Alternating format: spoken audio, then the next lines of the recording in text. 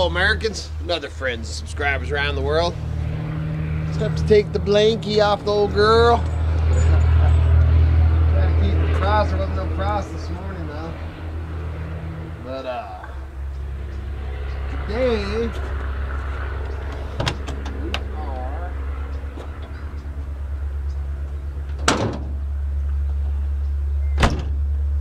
actually going to change the oil. I'm not going to do the video of changing the whole oil, but I'm going to change the oil on the Lady Hawk here, and then I'm going to change the oil, do a tune-up on her, new plugs and all that. And I forgot to pick up another fuel filter, so I need to get another fuel filter so I can change the fuel filter. But we got a pretty good road trip coming up here in the next few days, so we're gonna be doing that. And then she's overdue for oil change. I've had the stuff in the had the oil and the filter and all that in the back of the, man, it's just a little bit bright, in the back of the van for probably over a month, you know, but the weather's just been so nasty and all that, so just been keeping a close eye on her. We don't try not to run her too dang hard and stuff, but man, you know, I'm a true believer in changing your oil every 3,000 miles, and I hadn't changed her since we got her, so, which it had a fresh oil change, you know, on the little tag in the window, but it was, and it didn't have no, I mean, there was no miles, you know, where it tells you how many miles was changed on or whatever. And I mean, the thing it had its oil changed, and she just sat for that year. But you know, that oil sitting there, it'll break down too, so I should have probably changed its oil right off the get-go, but I did get some oil, and it actually got some Lucas. I'm gonna put a quart of Lucas in it too. And then I think Miss Kitty's coming out here. She's just reading me we did that tag video, and he got tagged. We got tagged back. First of all, Grizz tried to tag me back, and then got tagged back 2 new questions to go along with that. So I think she's gonna come out here and we're gonna answer those. Something that happened this morning, you know, the haters and the, you know, and all that crap. I usually don't touch base on that too much, you know, that you know, I just block and delete. But the one comment this morning that okay, sorry about that. I had to stop the camera. I got me a cup of coffee. I had to stop the camera for a minute because I heard old Red pulling in, man. That truck of him, he wouldn't have been able to hear me talk. What I was touching base on right before that is this morning, I got, like I said, man, usually, man, Miss Kitty's, Miss Kitty! She's tamed me down over the years, you know, about the comments and all that, just block, delete. But, the one thing that, I'm talking about, she's giving me the look like, oh, what do you even say? But just the one thing on this guy's thing that is just like, whatever, dude, is I'm not gonna mention his name or nothing like that. Just some, you know, he doesn't make videos, he has no clue. But his the one part on the comment that just made me laugh out loud, LOL. LOL. Was that he's all, and it doesn't even sound like he lives in Idaho anymore. And I'm a 4th generation northern Idaho guy, and blah, blah, blah. And it's people like this that come into this state and build eyesore buildings and blah, blah, blah. Which I didn't even read the whole dang thing, but the one part that caught me was the 4th generation. He's the 4th generation Idahoan. Woo! my thing on that, you know, and I ain't, you know, crazy cocky, but I tell you a little story about generations. Is my 6th great grandpa that was alive when I was born. He was born in 1868. I've talked about him in the past videos. And he was full-blooded Shoshone Indian, Native American, born in a teepee or a native lodge, is what, you know, it's a lodge, what the Shoshones call it. And in, you know, in the Idaho territory, or in Idaho, when did, I think it's, yeah, I just did that 60, that territorial thing was 18, anyway, born in Idaho. So you're saying if you follow your Yeah, genealogy, you want to talk about generations of Idahoans? Man, you know, I mean... You were on this, your ancestors were on this land before there was a United States. Exactly. My ancestors, the Shoshones, were on this land since man was on this land. Yeah. So you want to talk about generations? I'm a 100th generation or more native Idahoan. I just had to touch on that. So put that in your pipe and smoke it. That's all I got to say about that. What you doing, Miss Kitty? Well, what are we doing the video on today? I'm changing my oil, but I'm not gonna show all that on here. But why, you got something to do? Well, that yeah. sure is a nice... Isn't it? Yeah. Perfect weather for it, too. Okay, so the first thing, I've got 2 things to share. The first one, it branches off of the 5 question challenge. I did actually say that. Oh, did you? Yeah. Okay. Wrenches and boards. So Wrenches and boards, what did you say in there? Was funny. It was actually Miss Kitty came we up with tagged him for the 5 questions. And no, so, we didn't tag him. Oh, somebody else we did. tagged him. I think it was, okay.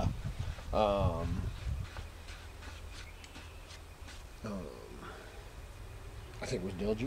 Oh, was it? Jr.? That's how I call was it Down Home Country? See, now I got him Dale Jr. I always call him Dale Jr. because I don't know what it is about him, and he thinks it's great. He's like, wow, usually they tell me I look like Al Bundy. But he reminds me of Dale Jr., so I call him DJ. Okay. So he saw the 5 questions and raised us 2. Yeah, he saw the 5 questions, raised us 2, and then sent them back to us all. So we're going to go ahead and... oh, that's funny. I did this, and then I didn't write down the questions. No, you didn't? No, I didn't. That's too funny. So maybe I better run in real quick and write down the questions. Well, that might help. It could help. Because I have a good memory, but not 100% accurate. Well, you're looking awfully cute this morning. Oh. It's the sunshine. Yeah. Okay, so pause. Pause, all right. Actually, I'm not going to pause. I'm just going to pause. Okay, you keep talking. We're going to talk about the weather now. So the sun came out this morning, and I don't know if you can see how much you can see in the thing, but now it's got this clouds. There's actually a storm moving in, and it's supposed to be about 57, 58, 60 degrees up here today. And then in 2 days, they're talking about we have a chance of snow. I don't want no more snow, man. I'm done. I've had it with the snow. So we'll see what happens with that. And that's right at the time, like I said, I'm getting ready to, well, you just kicked up a huge covey of coil. But getting ready to change the oil and do the plugs and stuff in this for this road trip. So that, you know, if it snows and stuff, I'm gonna have to check the roads because we're actually going north. So I'm gonna have to go watch that. And then I talked to, actually, Miss Kitty talked to,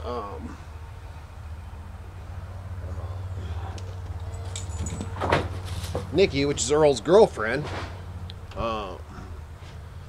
2 or 3 days ago, man, and we'd got probably 6 inches that day. They got 2 feet. That was up in northern Idaho. But so I don't know what they're, you know, if they're gonna get hammered again or not, because we were gonna play it by ear. We're headed up there. We're gonna go up, and I talked about we're gonna go up treasure hunting with Kevin D and Mackenzie, you know, and go up treasure hunt with them, and then they got to go back because they're on spring break right now. They're actually down the flatlands. They went to Portland, now they're down the flatlands, and then they're coming up here because tomorrow's Tim's birthday, and then depending on the weather, we're going to be headed north, and we're going to go treasure hunting from here up to Moscow with them, and then we were thinking about going from there on up to see Nikki and Uncle Earl. But we will see what the weather brings. All right. So, I guess I will pause this for a minute. It's pretty funny. I no sooner hit the pause button or the power button and look up, and here she comes. All right, so now you ready? I'm ready now. All right, let's do it. Okay, first question. What is something that you were taught growing up that has helped you be a better person and that you use to influence others? One's respect your elders, man, because kids are not brought up that way. It's not brought up that way anymore. And what was it now? And influence? Yeah, what were you taught growing up that's helped you be a better person? I would say, man, it depends on what thing you want to follow. Is the gardening and the outdoor, thank the good Lord for my grandpa and all that, and in my life to teach me the fishing and the hunting and the taking care of yourself, man. Grandpa, my grandpa, my mom too. I always say my grandpa raised me, but my mom was a single mom, and so he was the father. Yeah, and my grandpa, and my grandpa and my grandma live here, which my grandma still lives in the same house. And then you go out the back door, walk 10 feet, and then there was my great grandma's house, and we only lived a block away. So I mean, I had them, but grandpa's my 100%. He was my dad. He was my, the man influence, and grandpa raised me, complete. I mean, that was the whole thing when I went, because my father's not a good influence. And when I went to stay with, because of course you get to 15, 16, grandpa and your parents telling, oh, you don't want to go live with your dad or your father or whatever, of course. You're 15 or 16 years old, you know everything. And the one thing that my mom said that grandpa always said when she'd be down, because I was up there, and they knew, kind of the environment, that grandpa would always say, Kevin knows right from wrong, because he'd raised me to know right from wrong, and of course you test the boundaries when you're a kid and all that stuff. So does that kind of follow along there? Yeah. I think that for me, I'd say learning respect and responsibility. For every action, there's a reaction type of thing. And another one that wasn't so much growing up, but as I got older, was what other people think of you is none of my business. And I've only got you to do. Yeah. And that's... Because when we first... I was so concerned about what... Everybody, man, and seeing I felt like I had to please everybody, and you don't. Please yourself. Be happy. And seeing that might actually be, if I was going to give my father any... kudos, because there's not a lot of kudos to give that man, but if it was any that I have to give him kudos for, was teaching me to not, who cares what people think about you, that's right. Definitely one I got. He's definitely not one, he don't give a crap about what people think about him, believe me, and I don't, and that's one thing I would give him. And when me and Kitty, when we met in high school, it wasn't, obviously, or just didn't know that part of her or whatever. But after we, were living together and got married and all that stuff, boy, she'd be so worried about, she'd never, anybody, man, she's getting taken advantage of, insanely, from babysitting to, she'd do anything that anybody asked just to keep them happy. Right. And finally, I started putting my foot down, and I was like, you need to tell them to kiss it. And she'd be, oh, but they'll think it. Who cares what they think? Right. Now she's gnarly, man. She's ruthless. I don't know about that. All right. Okay, so question number 2. What is the coolest items that you have found at yard sales, auctions, flea markets, or all of the above? That's tough. I'd have to say, it pops right into my mind. The first thing, which it's not the coolest. I've been doing this stuff since I was 15, man, and that could go from what I've dug up to what I found in old barns and old abandoned buildings. But the one that pops into my mind because it's so fresh was that that parachute pack that I scored, because I picked it up for like $2 or $5, and it turned out to be worth, I sold it for $1,000. So that's the one that pops in. Man, excuse me, I've found so many neat stuff. So many treasures, yeah. What, you got some obvious act up by the look on her face? Oh, here we go. Everybody sit down. Grab a cup of coffee. So this was, gosh, I don't know, almost 10 years ago maybe, up in Idaho City when I was doing the flea markets up there. Was it 10 years ago? Oh, you talking about the stool? I am talking about the stool. I found it. Yeah. We were at a flea market, and I was watching the booth, and he was out shopping, and he came back with a little white stool that has 4 legs. What is about, I don't know, 18 inches tall or so. A little with a round top, and many, many, many, many layers of paint that's chipped away, so you can see the different layers of paint. And I just stopped everything you were washed over me. And it's my grandpa's stool. And I remember watching him paint it, and I would sit on it to get haircuts, and it's got the chips and the colors and that she you can remembers. see the layers. It was just. And it's funny because one of the times after that, Earl came to town, and we were doing something, and I grabbed that stool, and he's all, "How'd you get Dad's stool?" And so then I told him the story, and he's all, "That's it, man. That is the stool, And like I said, the paints, because it had like a turquoise, from back in the... And white, and then there was a yellow layer. And even her mom, when she's seen it, she's all, "I didn't know you had Dad's stool," And so then she tells the story, and I mean, and to get from Boise up to Idaho City, it's only 35 miles. So I mean, it's not like, but to find that thing, and her grandpa had passed away in the 70s, so that was definitely, and I mean, I can completely, that's kind of like me finding, stuff that's not valuable. But last year, or maybe it was 2 years ago, up there in McCall, because my grandpa was the Bose man, I've talked about that, and Bose Seal Fast, automotive parts, and all this kind of stuff. Here. He just hurt his foot too. Did he? Yep, because he goes bleeding. Probably goes through that metal. What'd you do? Why don't you go lay down for a little bit? Yeah, right. So anyway, but I found a little Bose tire repair kit at a yard sale up in McCall, and I mean, there's no question in my mind. I know, that came, So just to find that thing at the yard sale after my grandpa's been gone for 20 years, was just awesome, because I knew, I know for a fact that he brought that, up there to put in the fuel station. So I mean, there's lots of little things. It doesn't have to be worth a lot of money to be, So that was pretty cool. Yeah, there was a time that when we were living in the motorhome, and we had sold off, all of our big stuff, and just kept things that were really important to us. And as we were traveling, I realized that I still had kept too much stuff. So I went back through my items and sold a bunch of stuff. And one of them was cookbooks. And I sold some of my cookbooks. And probably 6 months after that, I realized that there was a cookbook that I should have never sold. And I missed it, and it was a really hard to find. I can find it now. Yeah, I can find it now on eBay. Because of eBay, so this is before eBay, and I was pretty devastated about, once I realized that I shouldn't have sold it, that I had sold it. So I figured someday I'd come along, and that was about 15 years later. We were at a yard sale out in Marsing, and I'm going through stuff, and there it was.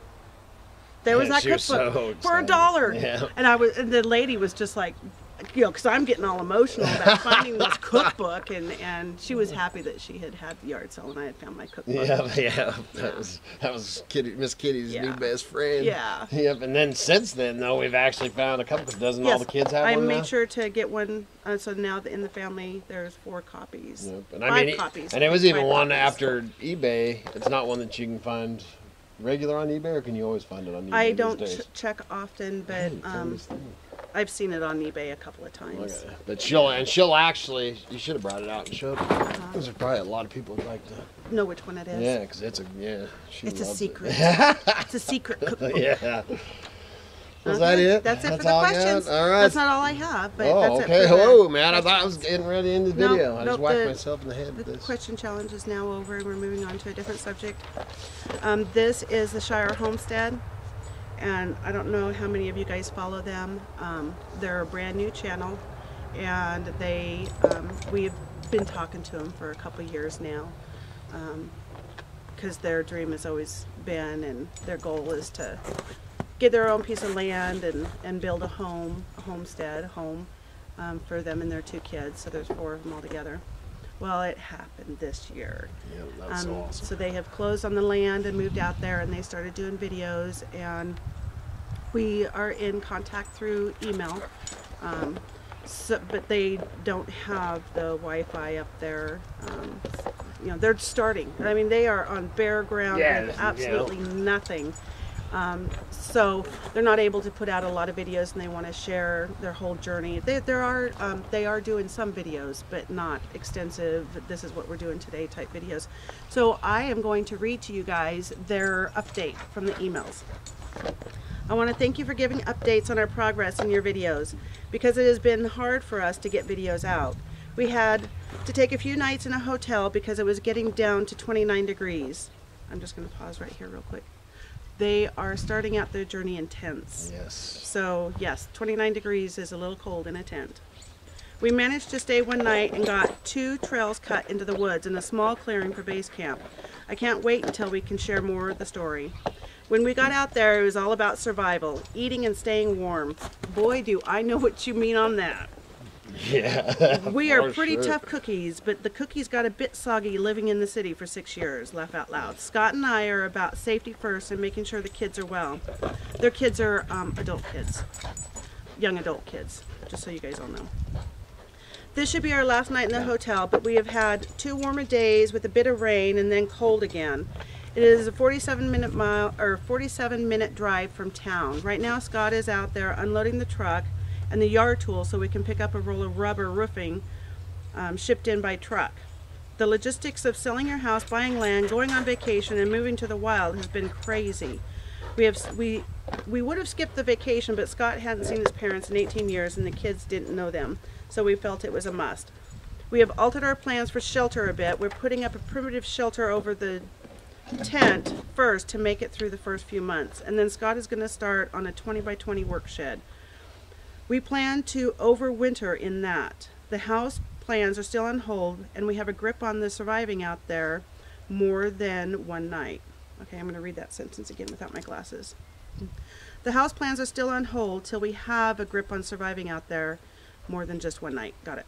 Laugh out loud. Keeping morale up is also important, but nothing matters more than warm food and warm, comfortable beds.